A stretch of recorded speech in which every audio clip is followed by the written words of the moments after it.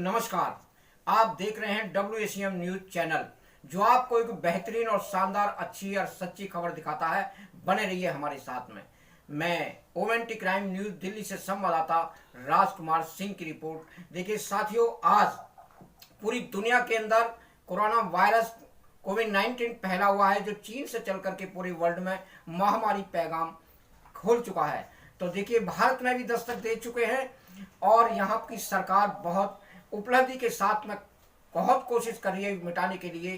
तो आज इस विषय पर हमारी चर्चा है। सुप्रीम कोर्ट के वकील IR सिंह एडवोकेट जी हैं, यहाँ पर स्टूडियो में उपस्थित हैं। वकील साहब, आप क्या कहना चाहोगे कोविड-19 के बारे में, जो महामारी फैल रही है? जो मेरा पहले तो आपके चैनल के लिए नमस्कार जी।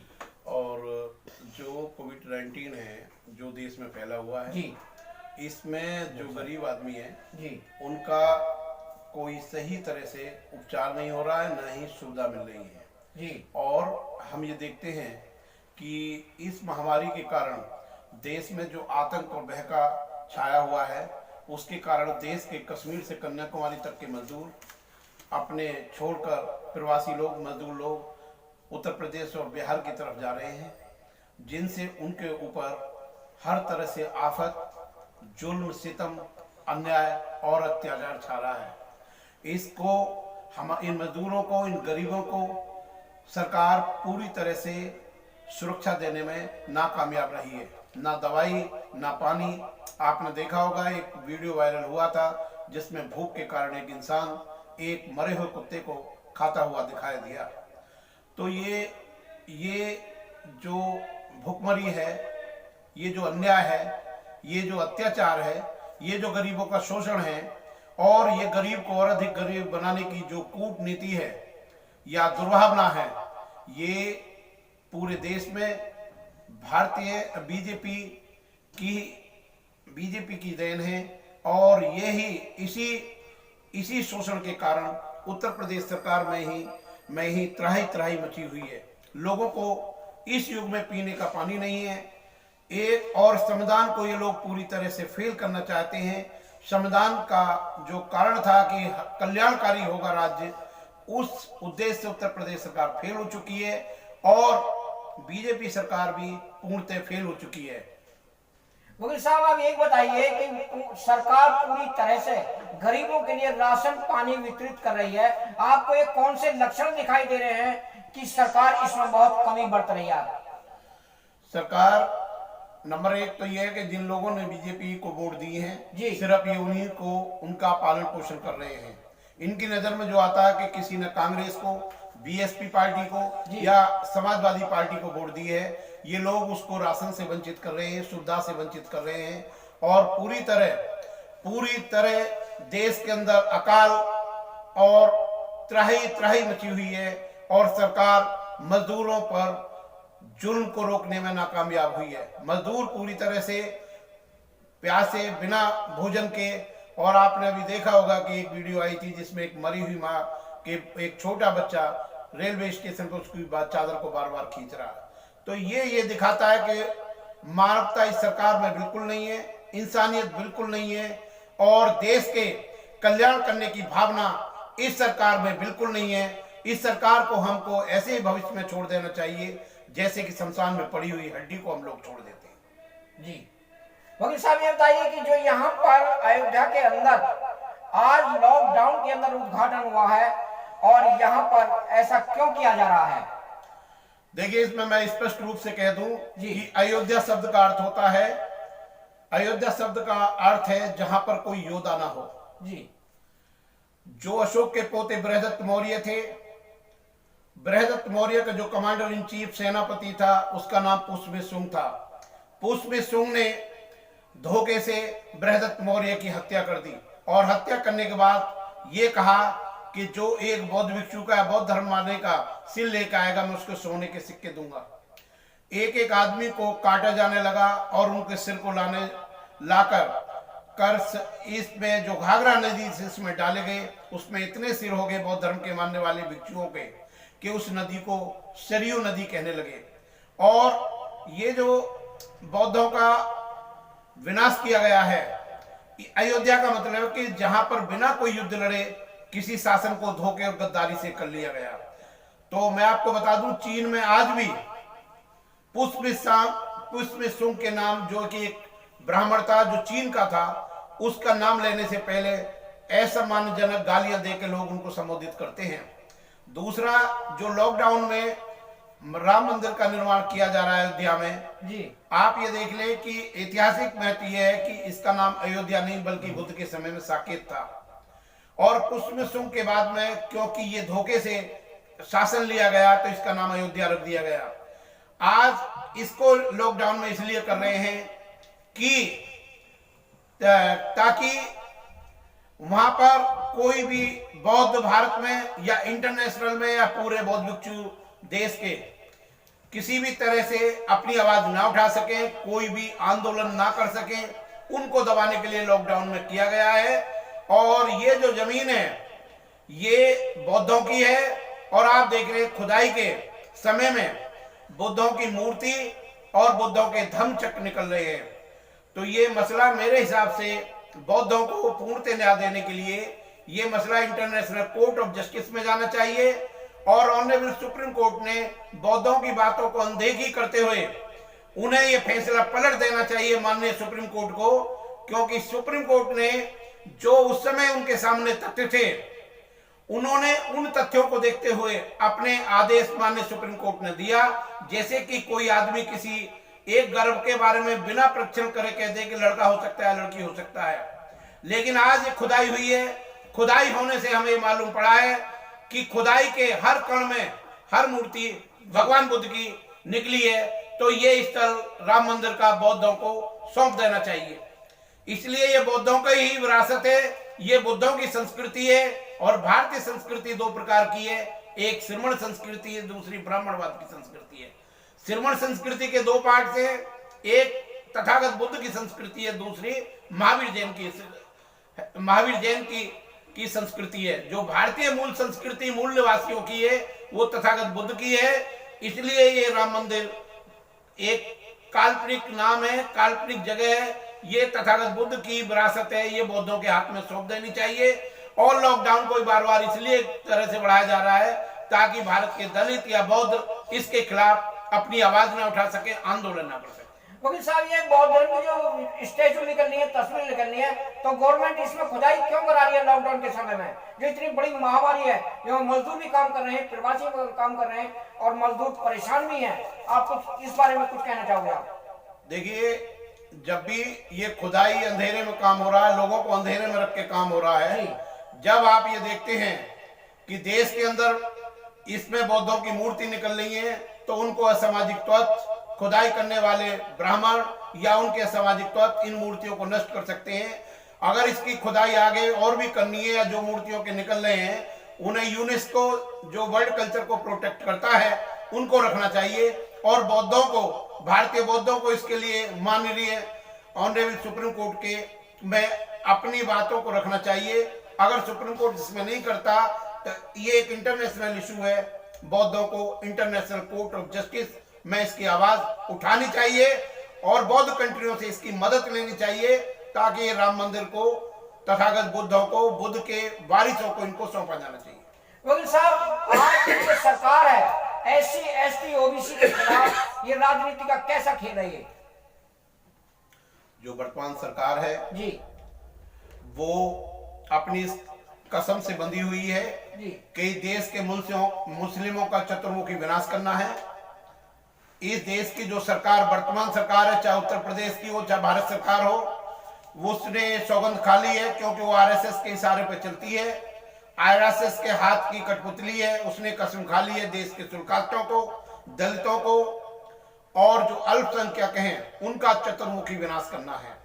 इसलिए सरकार ने, इसका प्रमाण यह है, मैं आपको बता दूं जी, कि आज तक भारत सरकार ने, चाहे वो दिल्ली की आम आदमी पार्टी की सरकार हो, शुल्क कास्टों के लिए कोई स्पेशल रिक्रूटमेंट आज तक नहीं निकाली है सेंट्रल गवर्नमेंट सर्विसेज में। इस देश के अंदर राजीव गांधी की मृत्यु के बाद, जो पूर्व प्रधानमंत्री आदरणीय राजीव गांधी की मृत्यु के बाद, कोई भी सरकार इतनी सक्षम, निष्पक्ष, निर्णायक, निर्भीक और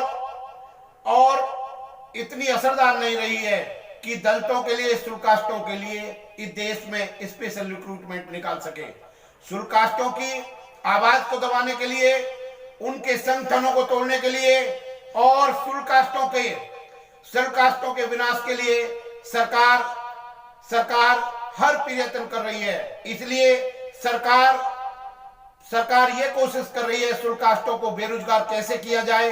और मैं आपको बता दूं, बीजेपी के शासन को जो भी 5-6 साल हो गए हैं, एक शेड्यूल कास्ट को 1 इंच जमीन भी किसी गांव में उत्तर प्रदेश सरकार ने नहीं दी है, भारत सरकार ने नहीं दी है। जो कल्याणकारी योजनाएं मायावती के शासन काल में उत्तर प्रदेश में चली या जो सेंट्रल गवर्नमेंट में कांग्रेस के टाइम में चली, ये सरकार जो बीजेपी की सरकार है, अगर 100 साल भी शासन में रह जाए तो जो विकास शेड्यूल कास्टों के लिए कांग्रेस ने करा है या उत्तर प्रदेश में मायावती जी ने करा है, ये कदापि नहीं कर सकती।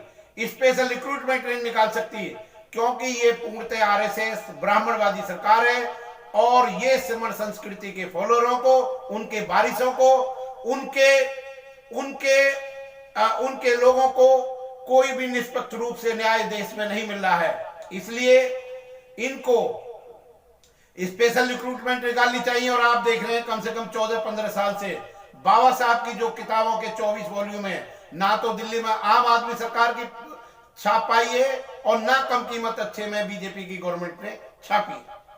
मतलब साहब, ये लॉकडाउन के समय ही मतलब जो है दलितों का जो विकास है इसके खिलाफ क्यों कानून पास करती है, और ये क्या रिजर्वेशन खत्म करना चाहती है? ये देखिए, जो ऑनरेबल सुप्रीम कोर्ट है जी, उसने अपनी निष्पक्षता की मर्यादा को खो दिया है।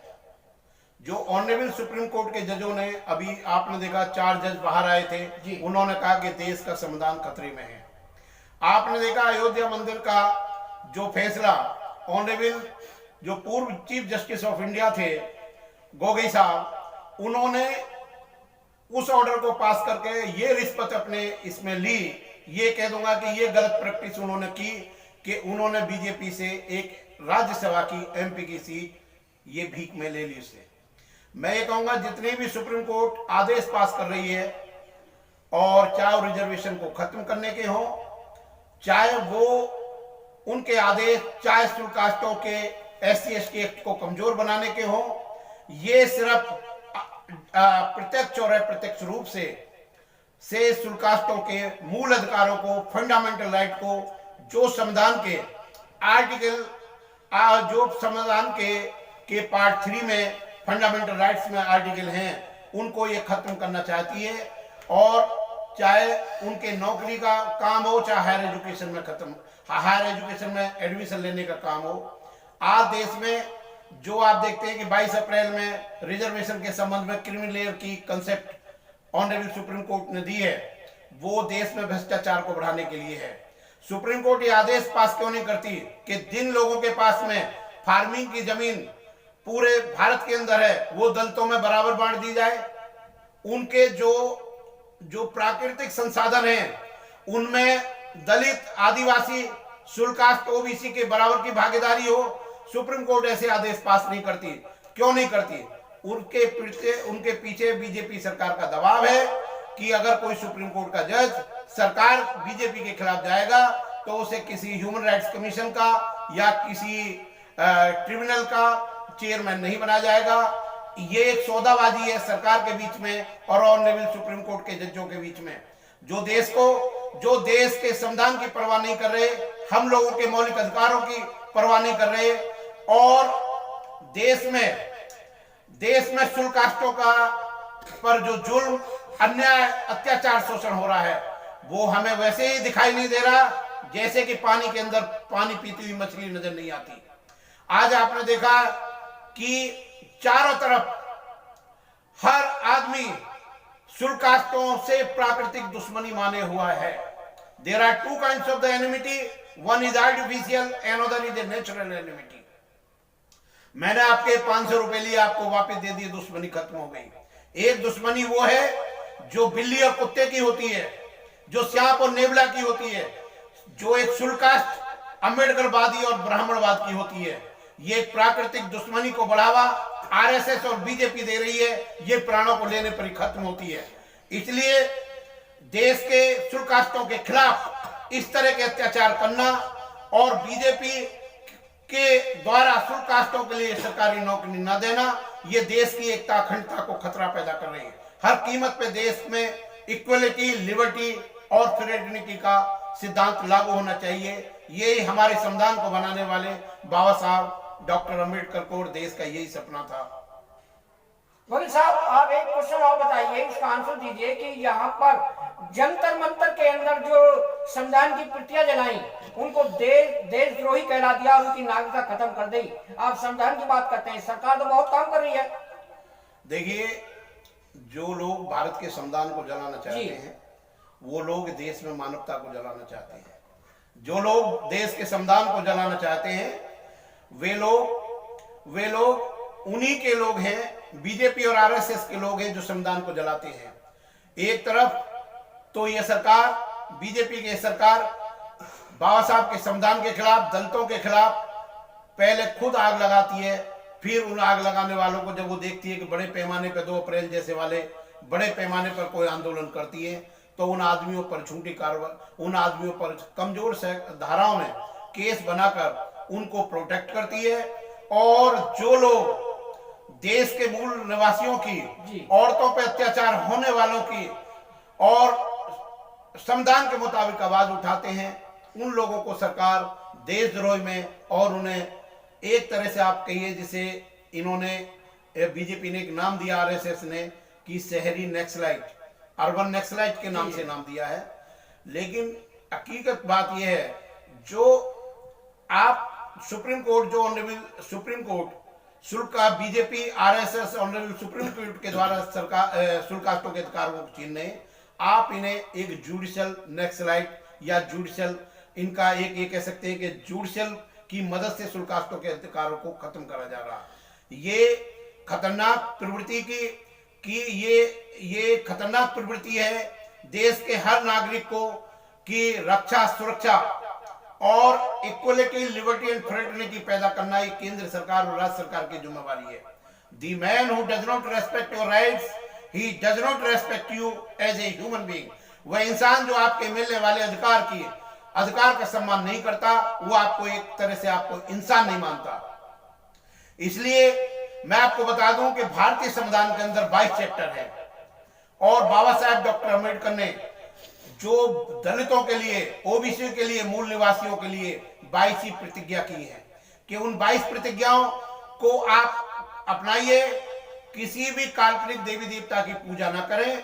और मैं एक रामास्वामी का एक बयान मैं आपको बता दूं, जो पेरियार रामास्वामी जी ने कहा था, जब तक इस देश के शुल्कास्त, अनटचेबल्स, डाउन ट्रोडन्स या देश के एससी जब तक काल्पनिक हिंदू देवी देवताओं की पूजा करते रहेंगे, इस देश में से छुआछूत कभी खत्म नहीं हो सकती। और एक मैं आपके माध्यम से एक बात कहना चाहता हूं कि what is the role of the Hindu god and goddess in the paramount welfare of the scheduled caste. Hindu देवी और देवता का क्या रोल है दलितों के चतुर्मुखी विकास में? उत्तर है कुछ नहीं है। बाबा साहब डॉक्टर अंबेडकर, रामास्वामी नायकर, काशीराम जी और मायावती जी, इन्होंने सोती ही कौम को जगाया और इन्होंने कहा पे बैक टू सोसाइटी। इस समाज से जो आप लेते हैं, समाज को जागृत बनिए। ये हमारी फंडामेंटल ड्यूटी है कि हम हर तरह को, हर व्यक्ति को, हर नागरिक को अंधकार से प्रकाश की तरफ लेके जाएं, वैज्ञानिकवाद के जरिए जाएं, और हमारी फंडामेंटल ड्यूटीज को, जो हमारा आर्टिकल 15(1)(a) है, 51(a) of the constitution of India में बताया गया है कि हर देश के नागरिक की जिम्मेवारी होगी कि वो देश के अंदर विज्ञानवाद लाएगा, वो देश के अंदर वैज्ञानिक सोच पैदा करेगा और अंधविश्वासों को खत्म करेगा। वकील साहब, इसमें जो कोविड-19 चल रहा है, ये इसमें हमारे जो देश की मीडिया है वो क्या काम कर रही है, क्या भूमिका है इसका? आप 2 शब्द में इसको अंतिम करण का क्वेश्चन आंसर दोगे आप?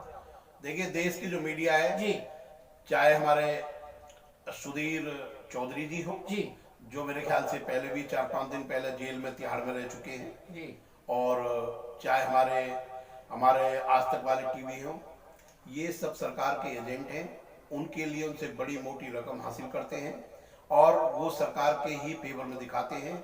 आज तक मैं आपको बता दूं आपकी टीवी के माध्यम से, जो मूर्तियां राम मंदिर में बुद्ध की निकली हैं, आज तक किसी भी, चाहे वो आज तक टीवी हो, चाहे इंडिया आज तक हो, या कोई सा भी चैनल हो, उसने आज तक भी नहीं दिखाया कि इस तरह की मूर्तियां निकल रही हैं। शुल्क कास्टों पे जो अत्याचार होता है ये नहीं दिखाते। ये सिर्फ अगर कोई टीवी में कोई इंसानियत मानवता की नेशनल टीवी में बात कर रहे हैं तो रवीश कुमार जी कर रहे हैं। उसके अलावा कोई भी आदमी नहीं है, सब अपने बिकने की कीमत ले चुके हैं। मेरा आपके मीडियम से यही कहना है कि देश में सच्चाई लाई जाए और जिन शुल्क कास्टों को मैं कहता हूं रिजर्वेशन दिया जा रहा है, वो भी तो इस देश के नागरिक हैं, उनको भी तो सुविधा मिलनी चाहिए। जब तक आप उनकी जमीन छीन लिए, और ये राम मंदिर का मसला मैं 1 मिनट में आपका लूंगा, ये बता दूं कि जैसे मुसलमानों ने अटैक करके इनसे राम मंदिर लिया, ऐसे ही हिंदुओं ने, आर्यों ने हमला करके बुद्ध की संस्कृति तोड़कर जबरदस्ती बौद्धों से ये मंदिर लिया था। धन्यवाद वकील साहब। साथियों देखिए, वकील साहब कह रहे हैं कि मुझे इस देश की राजनीति से पसंद नहीं है और मैं राजनेताओं से कर रहा हूं कि सच्चाई और ईमानदारी के साथ में राजनीति करें, चाहे किसी भी धर्म का हो, किसी भी जाति का इंसान हो, और हमारे देश के नागरिकों को अच्छी सुरक्षा दी जाए। बहुत बहुत धन्यवाद आपका वकील साहब। WACM न्यूज में आपका स्वागत है। मैं WACM न्यूज दिल्ली से संवाददाता राजकुमार सिंह की रिपोर्ट। अपने को सुरक्षित रहें, धन्य रहें और अपने स्वास्थ्य का ध्यान रखें। धन्यवाद।